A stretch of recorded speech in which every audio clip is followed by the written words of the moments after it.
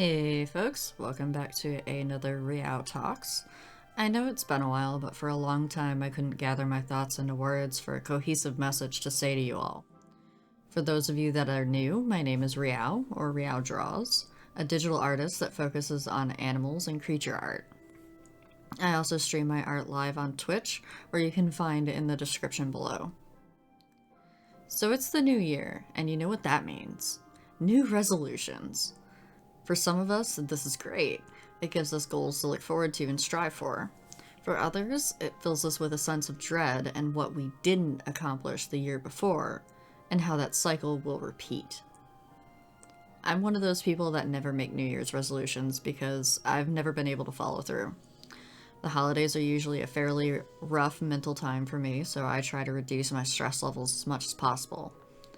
As we get older, the sense of impending doom tends to loom over us closer and closer over our shoulders. For me, this is signaled by major holidays. Another Christmas, another New Year, another birthday, because my birthday's in January. Another year as if I feel that I didn't get as much done as I wanted to. This past year, of course, was particularly stressful on many of us. In fact, psychologists are saying all of us have had an increased level of stress due to the pandemic, and here in the United States, the political climate. A lot of us did not accomplish what we wished to last year, and we do have to give ourselves a break. For some, this is easier than others. Some people have the ability to just shake off the feeling of, I didn't accomplish what I wanted to, like water off a duck's back. They tell themselves, I'll do better next year.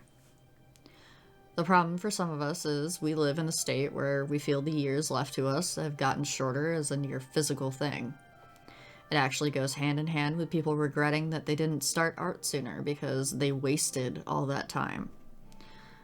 What might be worse for some is when the new year rolls around, they pressure themselves into doing so much that they burn out and accomplish nothing anyways because they attempt to do it all in the very first month. So let's talk about some realistic artistic goals for the new year. When we're younger, we might have the lofty ideas of this year I'm going to paint for 10 hours a day for every day. Or I'm going to land that job at Blizzard or Riot. I know of some older friends that fall into this trap too. Because it is, my friends, a trap. Having goals and dreams are one thing, but you must separate out those goals into manageable, realistic chunks. Take a beginner artist saying, I want to draw every day for 10 hours a day, as their New Year's resolution. This actually was a topic that came up recently in my stream the other night. A lot of people will set this as their resolution and leave it as that. It's kind of vague though, kind of open-ended. Well, it's not truly open-ended, but you don't know what goes into that goal when you make it. But the new year comes along and they can only draw for 3 hours or 3 days a week because they've gotten a new job or a family member needed help or they just didn't have the stamina to draw for that long. And they end up berating themselves for not following through. So, in that fact, what should this newer artist have done? Well, they should have broken up their goals so that they could actually define out the different chunks. So how does one break up their goals? Well, we're going to continue to use the example from before and break that one down of a new artist trying to paint every day for 10 hours a day. First, that artist has to see how much time a day they actually do spend drawing before they even make the goal. Then they're going to have to take a good look at their schedule and actually even see if it's feasible. Because what if you have a job? Well, you can't sacrifice your job for painting every day if you need the money. You can't, you have other responsibilities in your life, perhaps. But finally, in this goal in particular, they're going to have to build up the stamina to actually be able to draw for that long every day, because drawing for that long every day is not something you can do right off the bat. You're either going to get distracted, Your hand is going to start hurting. Your back is going to start hurting. You're going to have eye strain. You're going to run out of your ideas.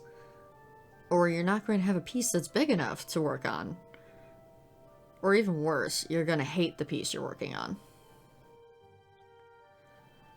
So let's say Bob the artist, no relation to Ross, times himself for a week. He realizes he only draws for about an hour per day. He then sits down and takes a good look at his schedule. Well, his schedule at most only allows him to draw for 2 hours a day. So Bob starts to freak out.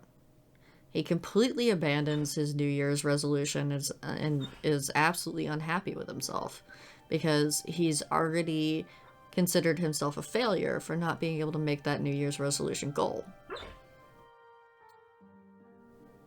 How could Bob instead flip this into something more positive? By making smaller goals. The easier goal than the easy out would have been to just say, okay, I can't do 10 hours a day. Let me strive for an hour and a half. But Bob has already gotten so down on himself and started thinking already that he's a failure because all of the artists he aspires to be talk about how they put in 10 to 12 hours on art a day. And so Bob doesn't see drawing only for an hour or an hour and a half as an adequate solution. He doesn't look at the things he can do and counts himself as a failure. All his friends are making these giant lofty goals as well, but he can't join in, so he feels excluded. He doesn't realize that if he counted timing himself, analyzing his schedule, or finding places in his schedule to be able to do more art as actual goals, that he would still feel accomplished on a smaller scale. He would be able to say, I at least did something, rather than getting to a large point, looking at that larger goal and saying, well, I can't attain that, so therefore I can't do anything. And this is all because of the pressure of the lofty New Year's resolution. So my suggestion to you all, at least to anyone else that's like Bob or is struggling with New Year's resolutions, throw them out the window. Make yourself smaller goals, but not for the year. Make a goal for a month.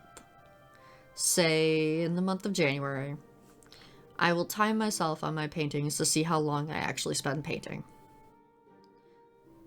If you actually do this and it only takes you a day or two, then go ahead and move on to the next goal, whatever goal that might be in your process.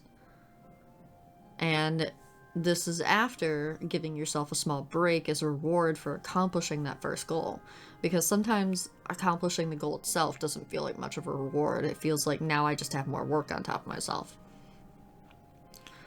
But if you finish it early, go ahead and say, okay, so my next goal was to keep a diary of my weekly activities so that I can analyze my schedule and see where I can fit in more drawing time. Maybe I can stop playing so much games in the evening and sacrifice some of that to be able to put in more art. Or maybe I can take a different route home so that I can get home earlier from my job to be able to do art. Or maybe I rearrange my schedule a little bit and I drop one of my other hobbies because I want to focus on art now. As long as it's not harmful, obviously, and you're not trying to reduce your sleep so that you can do art, that's a very good goal, is to analyze your schedule. But you want to keep those smaller, more obtainable goals rolling. Once you finish one, go right on to the next after giving yourself a reward. And then on to the next, and on to the next. Because once you finish with all of those smaller goals, you'll accomplish more and you'll feel more accomplished than if you made a giant, lofty New Year's resolution and never reached it. Thanks for listening, everyone. Remember, I love you all. Be safe and be kind to each other. and get creating.